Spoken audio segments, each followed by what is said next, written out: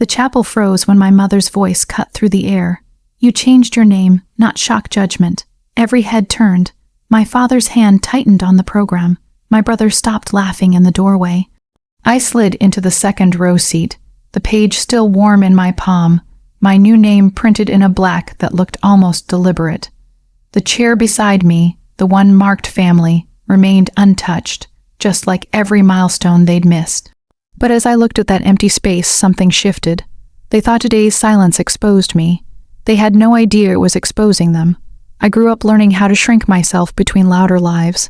In our house in Austin, noise meant importance, and importance never belonged to me. I remember the way my mother's heels clicked across the tile whenever Brendan needed something louder, sharp, or urgent in a way my needs never were. Vaven always got the soft tone, the warm hands on her shoulders, the lingering attention that made the room bend toward her. I was the quiet one, the one who cleaned her own messes, packed her own lunches, and learned early not to interrupt the conversations that flowed over me like water. The first time I noticed the pattern, I was 12. Vivian had a school art show, a row of painted canvases propped along the gym wall.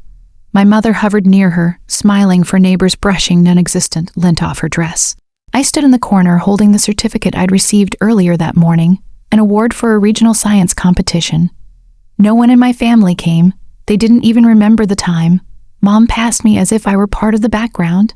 "Hold your sister's jacket," she said, handing me the soft fabric without a glance. I folded the certificate into my pocket, the paper crinkling loud enough to echo. No one heard it. Years later, during my high school graduation, they arrived late. The ceremony had already started. My row of classmates shuffled as they searched for seats. When my name was called, I stood scanning the sea of faces for the 4 that mattered. Only one chair in the family section was empty, mine. My siblings had gone to a lake party, and my parents were caught in traffic, though I learned later they'd stopped for coffee. I held the program so tightly the corner tore off. I swallowed the sting and sat down slowly as if careful movements could hide the emptiness. College wasn't different. At Rice, I sent reminders weeks ahead for a departmental award ceremony. Viven texted back a heart emoji. Brendan left it on scene. My parents replied 3 days later with a casual, "Well, try." They never showed. That night, I ate takeout alone on the dorm steps, my award resting beside me. Still inside the envelope they didn't open. The older I got, the quieter I became. I learned that pushing back only led to Mom's familiar refrain. "Don't be dramatic, Evelyn." Dad would nod in agreement without lifting his eyes from his phone. My protests became shorter each year until they disappeared entirely. The last flashback that stayed with me, stuck like a splinter, was the ceremony where I presented early research on desalination. 5 seats reserved, all empty. I held a folded program in my hand, smoothing the same crease over and over, trying to pretend the hollow beside me wasn't noticeable. A text buzzed, then a photo of Brendan grilling at a backyard party. "Wish you were here," he wrote. He didn't mean it. That was the day I learned my place in the family. A quiet space at the edge of their lives, never truly seen unless I stayed silent. The shift didn't happen in one moment. It built slowly like pressure behind a door I'd kept closed for years.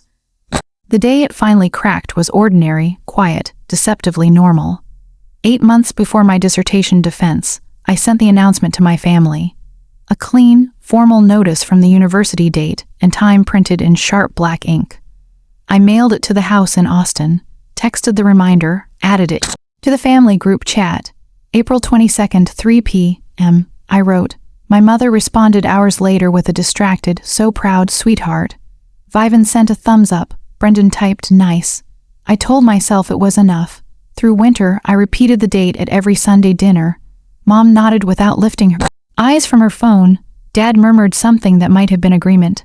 Viven talked about her kids' soccer schedules. Brendan circled back to his latest barbecue experiments. I reminded them anyway. 5 months, 3 months, 6 weeks, 2. Each reminder felt like tapping on a locked window soundless. From the other side, then in February, Brendan posted the invitation. Spring Barbecue Bash. The graphic said April 22nd, 1 dear 6 p.m. I stared at the screen long enough for the pixels to blur. When I called him, he sounded genuinely confused. "What time is your thing again?" He asked like he hadn't heard it 20 times. 300, I said. People can do both. He replied, just come after. Stanford was an hour away, he knew that. He didn't care. I called Mom next. She laughed softly. Honey, don't be dramatic. We'll work something out. But I felt it then, the quiet, sinking certainty. They weren't confused. They weren't busy. They simply chose something else, someone else, like always.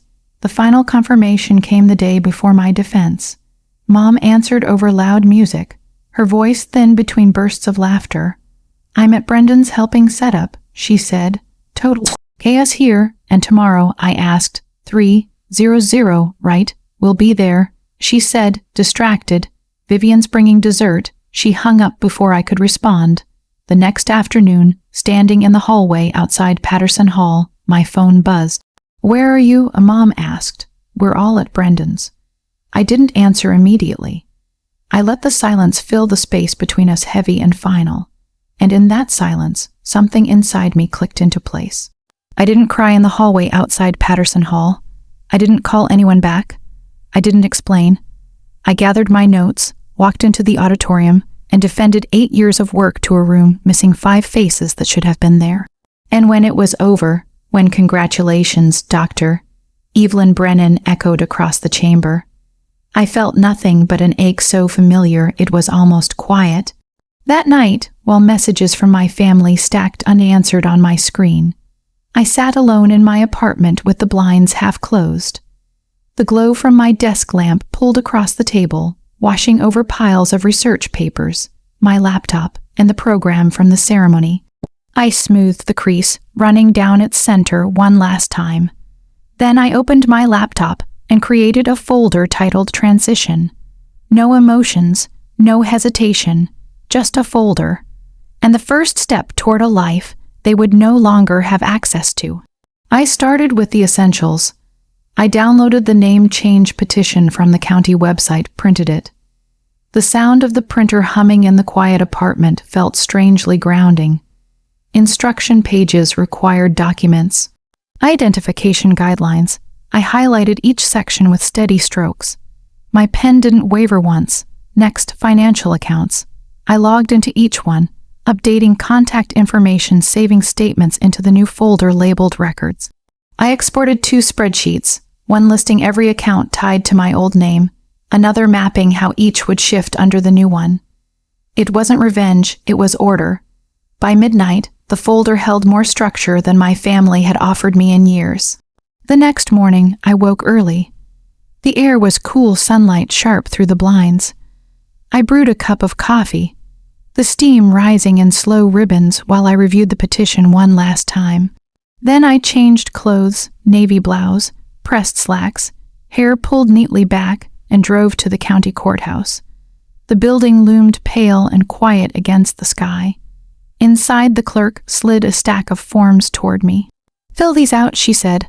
I nodded, found a seat by the window, and began. Line by line, signature by signature, my new name, Evelyn Morrison, settled into each blank space like it belonged there. When I handed the documents back, the clerk stamped the top page, the sound crisp final. Processing takes a few weeks, she said. That's fine, I replied. Outside, the sun felt different, clearer, less like something I had to earn. The next phase took days, quiet ones. I updated my email first. A clean address unlinked to family. I transferred all research materials to a new cloud drive, deleted the old one. I archived messages from colleagues, mentors, and friends. The only thing I didn't delete was a small folder named Ruth, filled with photos of my grandmother and the birthday letters she'd mailed me through college. Her handwriting had always looked certain, even when mine trembled. By the end of the week, my digital life no longer contained the name Brennan. The physical transition came next. I boxed up my apartment, books stacked neatly, clothes folded in long rows, frames turned face down and wrapped in paper. I stood in the center of the living room the night before the movers arrived, listening to the soft hum of the refrigerator, the faint buzz of a street light outside. My phone lit up every few minutes. Calls, texts, missed attempts to grasp what they'd never held in the first place. I didn't answer. When the truck pulled away, carrying everything I owned toward Portland, I locked the apartment door and rested my hand on the cool metal for a moment. Not sentiment, just stillness. The drive north took 2 days. Long stretches of highway muted radioactive rest stops with flickering vending machines. I stopped only for gas and coffee. Each mile felt like dissolving threads, thin frayed connections falling away behind me. Portland greeted me with gray skies and a soft drizzle. Perfect, I thought. A city where silence didn't feel like a punishment, but a way of breathing. My new apartment was small but bright with a narrow balcony overlooking a quiet street lined with trees. I placed my boxes by the window and opened the one labeled work. Research papers, a notebook, a single photo of me and my grandmother at a long-past birthday dinner. I pinned it above my desk. The next morning, I walked into the environmental consulting firm that had offered me a position months earlier. A receptionist greeted me warmly. My new colleagues introduced themselves one by one. No one asked about my family. No one compared me to a sibling. I sat at my new desk, logged into my new account, and felt a strange, unfamiliar steadiness settle in my chest. In the evenings, I continued the quiet work. I changed the name on my driver's license, updated my voter registration, replaced my medical records, reassigned emergency contacts, closed the last bank account with the old surname. Each task brought its own small sound. The tap of keys, the click of a button, the soft rip of an envelope.